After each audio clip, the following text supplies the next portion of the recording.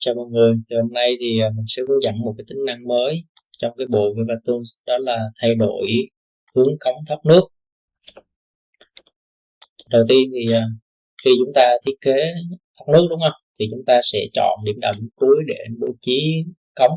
Tuy nhiên thì có nhiều lúc chúng ta cần phải thay đổi đảo chiều cái hướng cống lại.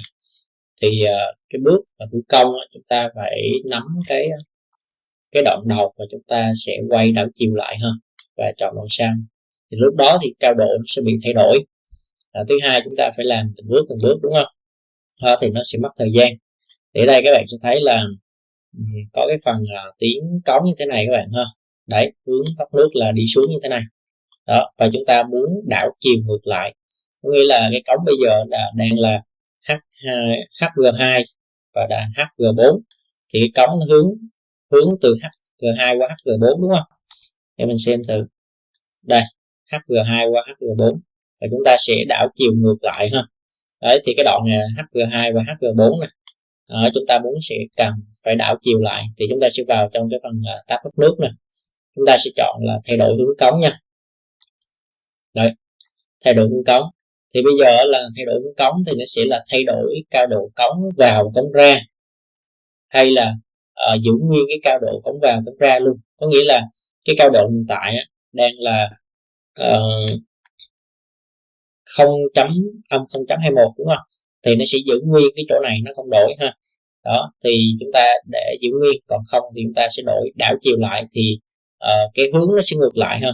Cao độ của thằng đầu bây giờ nó sẽ là của thằng cuối ha, thằng cuối là của đầu. Đó, thì chúng ta có thể chọn theo network ha, có nghĩa là đảo chiều toàn bộ hết, hoặc là chúng ta chọn cho chất dọc thôi. Đó, thì ở đây mình sẽ chọn chất dọc cho các bạn xem. Đó, thì bây giờ mình sẽ lít vào trên chất dọc này, lít enter.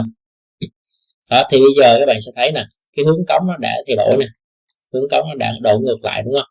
Đây, hướng cống nó đã đổ ngược lại nè.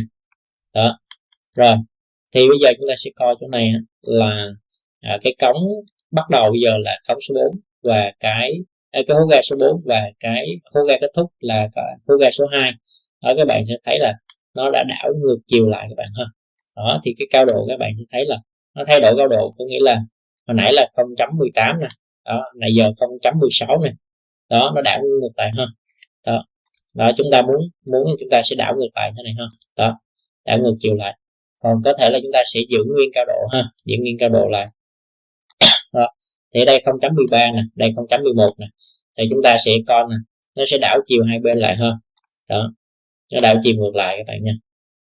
Đó, thì cái phương án đảo chiều rất là nhanh các bạn ha. Đó. Đây, chúng ta sẽ đảo chiều cái hướng cống lại. Đó, các bạn sẽ thêm nè, ví dụ chúng ta thay đổi toàn bộ network hết. Đó, rồi sao toàn bộ network nó đã đảo chiều lại hết toàn bộ nha, nó rất là nhanh nha.